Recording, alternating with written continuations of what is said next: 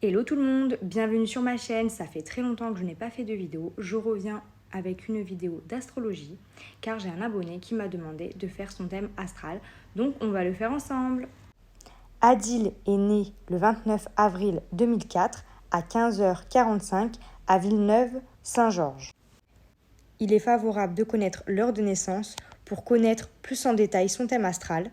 Si vous ne connaissez pas votre heure, c'est pas grave, mais il ne sera pas complet. Mais là, on n'a pas du tout ce problème parce que Adil connaît son heure, donc on va pouvoir l'approfondir ensemble. Pour commencer, on va regarder le soleil, car dans le soleil, il y a le signe astrologique, donc votre signe de base. Pour ceux qui ne comprennent rien à l'astrologie, j'ai fait des vidéos, donc je vous invite à regarder mes vidéos, je vous le mets en barre d'infos pour que vous puissiez regarder et comprendre l'astrologie. Dans le soleil, on retrouve Taureau, donc Adil est Taureau. Mais pour connaître son signe astrologique, on n'est pas du tout obligé de faire le thème astral. Juste avec la date de naissance, vous pouvez savoir votre signe astrologique.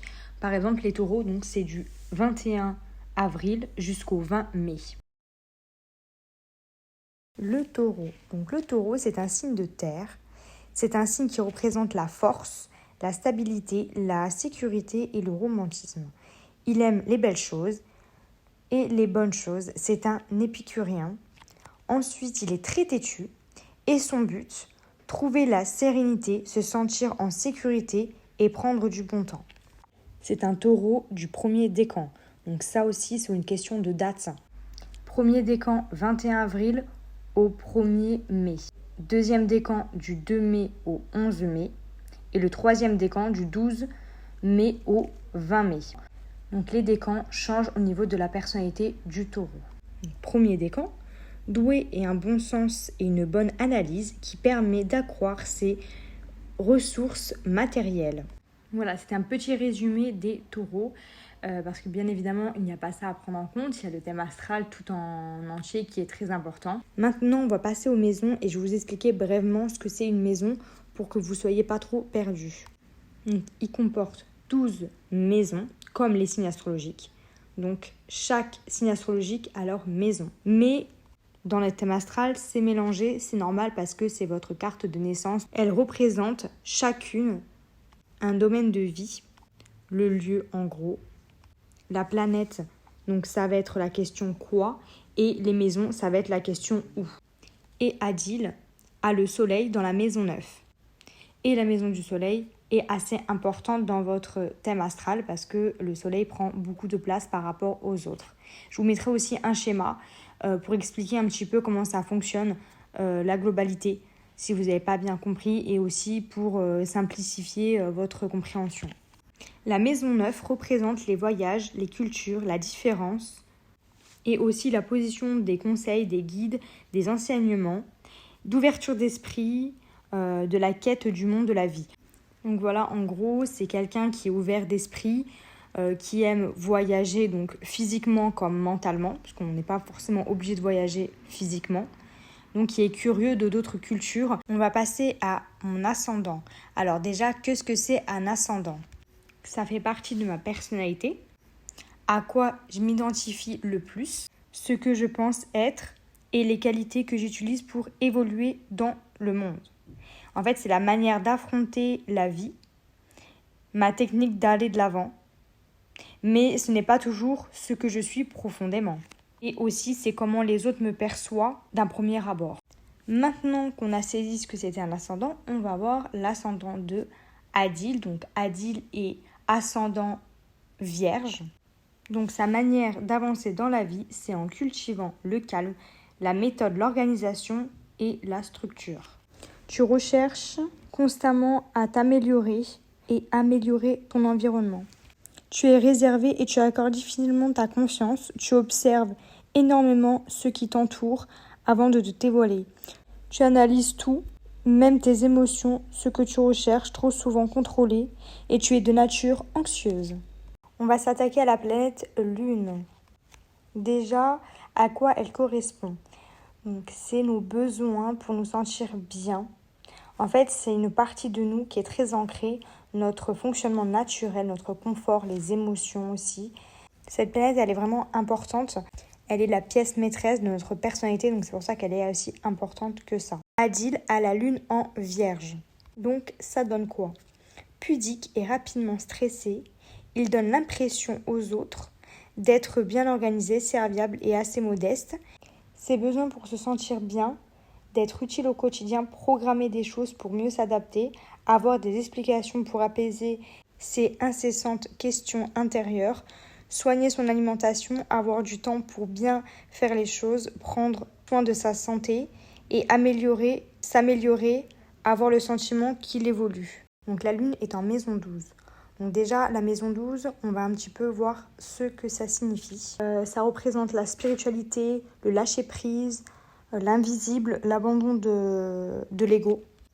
Et avec la lune, du coup, ça combine quoi?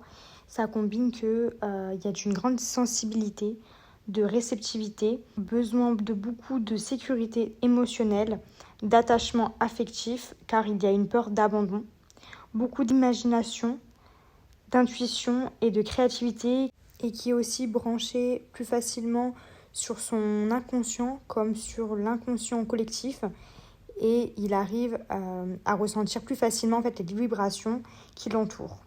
Il peut aussi être déconnecté de la réalité. On va s'intéresser à Mercure.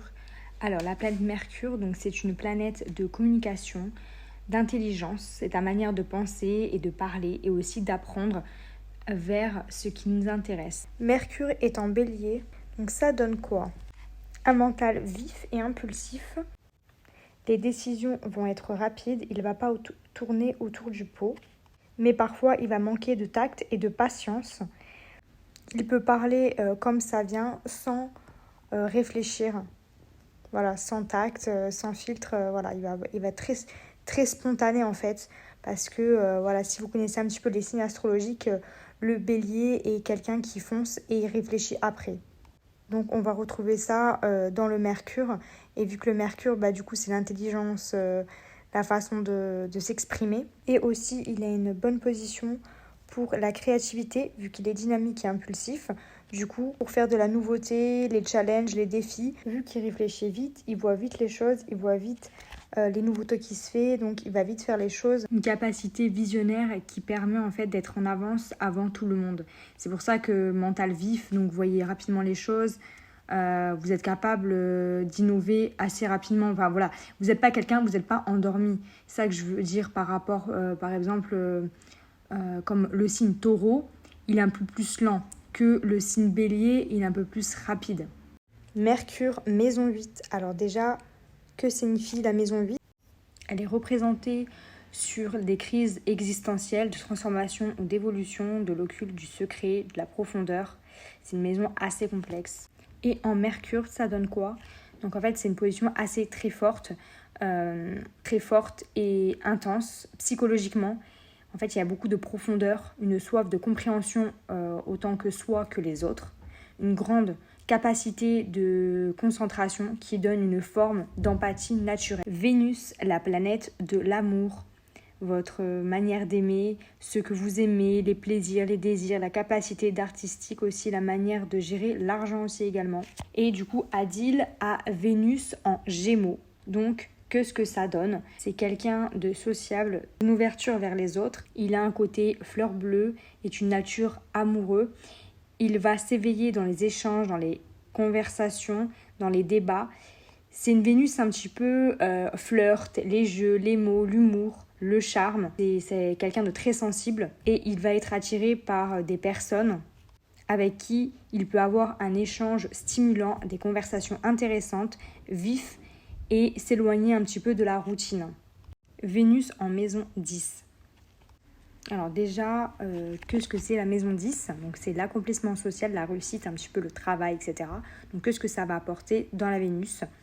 Donc quand la Vénus est en maison 10, elle donne une certaine maturité, un sérieux, une responsabilité. Donc en fait là, pour résumer un petit peu la Vénus que Adil a avec le Gémeaux maison 10, en fait le Gémeaux apporte vraiment de la légèreté, et la maison 10, ça va apporter une structure parce que responsabilité, sérieux. Donc voilà, en fait ça va donner un côté très sérieux dans les relations amoureuses, grâce à la maison 10 et un côté un peu plus amusant du Gémeaux. C'est pour ça qu'il faut bien regarder le thème astral en intégralité parce que ça peut changer en fait. C'est-à-dire que par exemple vous avez l'opposé, par exemple vous avez un signe dans votre planète, l'opposé de votre maison et du coup ça apporte un équilibre et ça apporte de la complémentarité par rapport à ça. Donc c'est pour ça qu'il faut décortiquer bien comme il faut tout ça pour ensuite faire un résumé. La planète Mars. Alors, la planète Mars, elle représente ta manière d'agir, de se battre, de s'affirmer dans les actions et même la sexualité. Mars est en Gémeaux, donc c'est un duo explosif, trop d'énergie, envie d'aventure et de nouveautés, il déteste s'ennuyer, il lui faut des activités pour s'occuper du matin au soir, très adaptable, flexible, polyvalent. Il s'épanouit dans le mouvement. Il aime gérer des multiples choses à la fois pour se sentir en fait occupé, c'est sa manière d'exister. A tendance à s'éparpiller et manque de constance. Mars en maison 10. Maison 10, on a déjà expliqué à quoi est représenté. Donc, qu'est-ce que ça donne avec Mars? Donc déjà, le désir de réussite, le besoin de liberté, d'indépendance, d'être son propre entrepreneur comme bon lui semble. Il s'attache à la réussite de ses objectifs, il n'hésitera pas à se battre et ni à défier les autres pour pouvoir parvenir à ses fins. Donc il est prêt à tout pour son objectif. Ça c'est propre à la maison 10. Donc en Mars, vraiment, vu que c'est l'action, la manière d'agir, de se battre, là vraiment, c'est vraiment bien de l'avoir en Mars, quoi. C'est vraiment l'idéal, quoi. Donc là, en fait, j'ai fait toutes les planètes qui sont personnelles. Car les autres planètes, ce sont des planètes transpersonnelles. Pourquoi? Parce qu'en fait, ça va juste aider à notre personnalité d'évoluer. C'est-à-dire qu'en gros, aider à notre évolution et non nous parler de notre personnalité. Ensuite, ce que j'ai fait donc, sur le thème astral, j'ai calculé sa planète dominante, son signe dominant, son élément et sa maison. Et dans une prochaine vidéo, je vous montrerai comment calculer tous ces éléments que je vous ai cités, comment le faire dans une prochaine vidéo. Donc, dans le thème astral de Adil, du coup, sa maison dominante, c'est la maison 10.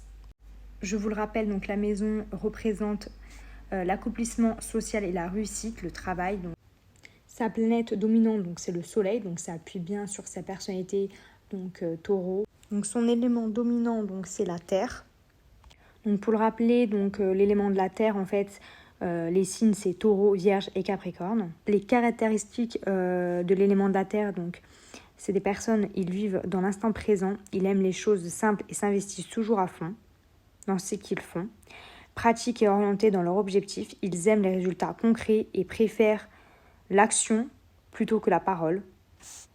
Ils sont fidèles à leurs valeurs. Ce sont des personnes fiables sur qui on peut toujours compter. Ils croient fermement que leur travail et les efforts mènent à la réussite. C'est la team « Je préfère être seul que mal accompagné ». Ils se rappellent du moindre faux pas des autres.